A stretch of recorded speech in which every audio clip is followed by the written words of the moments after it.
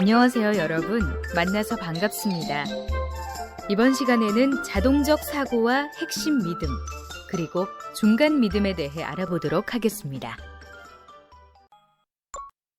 지난 시간에는 5가지 인지적 오류인 흑백 논리, 과장과 축소, 지나친 일반화, 독심술적 사고, 완벽주의적 사고에 대해 알아보았습니다.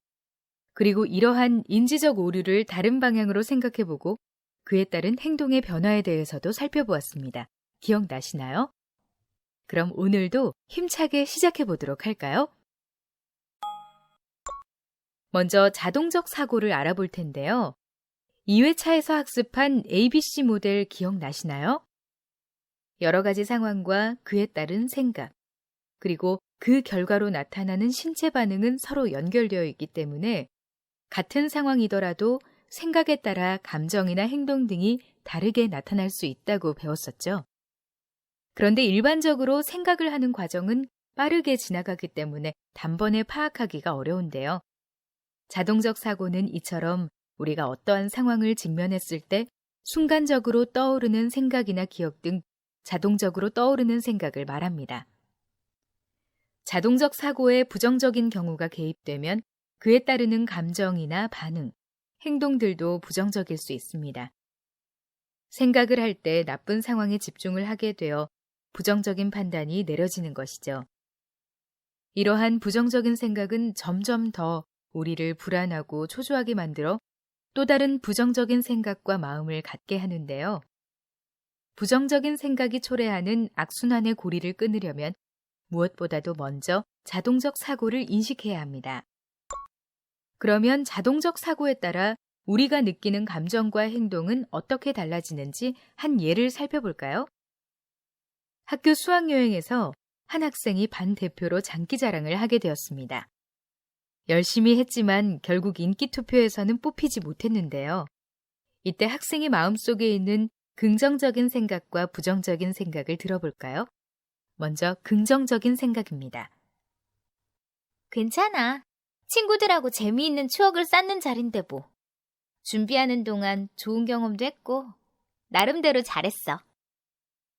이렇게 생각한다면 학생은 위축되지 않고 남은 수학여행 기간 동안 친구들과 즐거운 마음으로 즐길 수 있을 것입니다. 하지만 부정적인 생각은 어떨까요? 아, 창피해. 괜히 한 것 같아.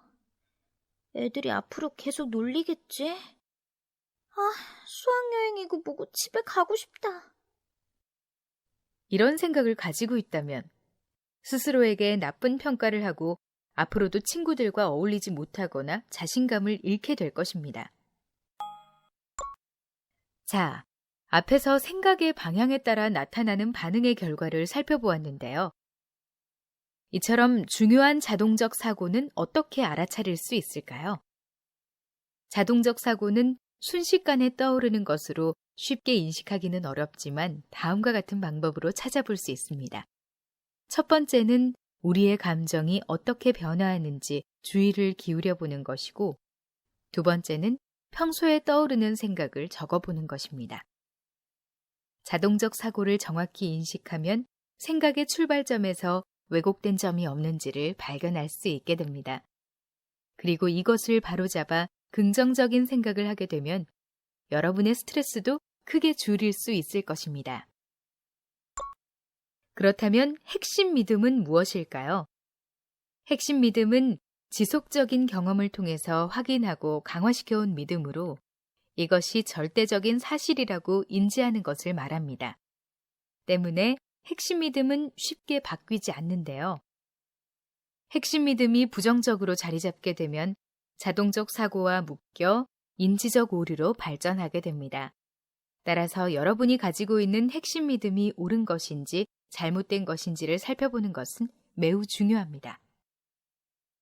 여러분은 스트레스를 받을 때 어떤 생각이 드나요? 뭘 해도 안 되는구나. 나는 아무짝에도 쓸모없어. 모두 나만 싫어하는구나. 똑같이 잘못해도 나를 더 혼내실 거야. 아무리 노력해도 저 친구보다 잘할 수가 없어. 다른 사람은 믿을 수 없어. 일이 잘못되는 건 내 탓이야. 이처럼 핵심 믿음의 의미를 계속 묻게 되면 결국 자신뿐만 아니라 다른 사람과 주변 환경에 대해 부정적인 믿음을 가지고 있다는 것을 알 수 있는데요. 부정적인 핵심 믿음은 심리적인 스트레스를 받는 경우에 특히 강해집니다. 그렇다면 핵심 믿음은 어떻게 찾아낼 수 있을까요? 핵심 믿음을 찾으려면 왜 그렇게 생각하는 거지? 혹은 그래서 그게 어떻게 된다는 거지? 과연 이것이 나에게 무슨 의미를 주는 거지? 등 자신 스스로에게 계속해서 질문을 해야 합니다. 그러면 여러분 자신이 가지고 있는 핵심 믿음을 찾아낼 수 있을 것입니다. 그런데 핵심 믿음에 부정적인 것만 있는 것은 아닙니다. 예를 들어, 실패는 성공의 열쇠라는데 다음번에는 더 잘할 수 있어. 나는 이 부분에선 정말 잘할 수 있어. 나를 좋아하는 사람이 꽤 많아. 라는 생각처럼 긍정적이고 현실적인 핵심 믿음도 있죠. 이러한 핵심 믿음을 가진다면 힘들거나 어려운 상황이 오더라도 쉽게 포기하지 않을 것입니다.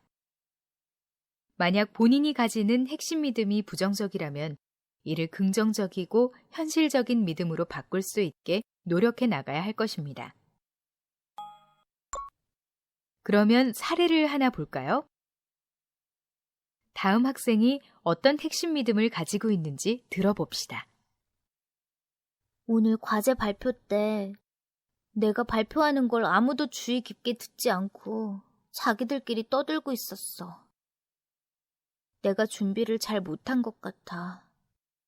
내용 정리를 좀 더 잘했어야 했는데 준비가 부실하니 잘 들으려 하질 않잖아. 다음번 발표 때도 마찬가지일 거야. 사람들이 내가 잘 못하는 걸 알았어. 이젠 더 잘하려 해도 들으려 하지 않을 거야. 역시 난 안 되나 봐. 무능해. 이 학생의 핵심 믿음은 무엇일까요? 한번 생각해 보세요. 이번에는 여러분이 가지고 있는 핵심 믿음이 무엇인지 찾아보는 시간을 가져볼까요? 오늘 부모님께 칭찬을 받았다고 가정해 봅시다. 이 상황을 시작으로 여러분의 핵심 믿음을 찾아보세요. 여러분이 찾은 핵심 믿음의 내용은 긍정적인가요? 부정적인가요?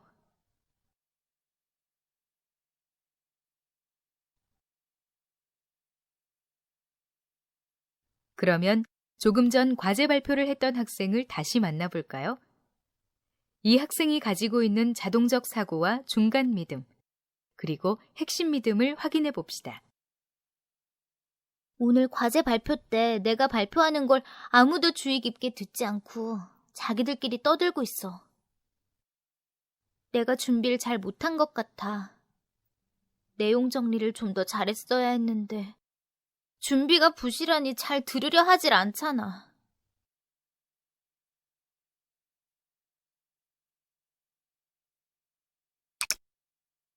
다음번 발표 때도 마찬가지일 거야.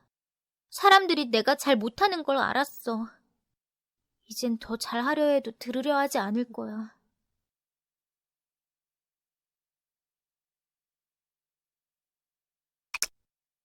역시 난 안 되나 봐.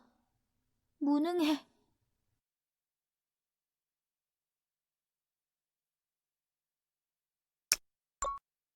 그러면 중간 믿음은 무엇일까요? 중간 믿음은 자동적 사고와 핵심 믿음 사이를 연결하는 인지의 중간 부분을 말하는데요. 이는 태도나 규칙, 가치들로 구성되어 있어 핵심 믿음에 의해 영향을 받고 자동적 사고에 영향을 미치게 됩니다. 즉, 어떤 특정한 상황에서 우리가 가지고 있는 내재된 믿음은 그 사람의 사고에 영향을 주게 되고 이것은 결국 자동적 사고를 통하여 표현이 됩니다. 그리고 이러한 자동적 사고들은 그 사람의 감정에 영향을 주고 더 나아가 행동에도 영향을 미치게 됩니다.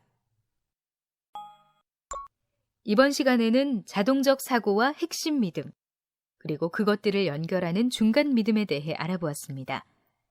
다소 어렵게 느껴질 수 있지만 계속 연습하다 보면 부정적인 생각이 긍정적으로 바뀌고 그로 인해 스트레스도 줄어들어 밝고 자신감 있는 여러분의 모습을 되찾을 수 있을 것입니다.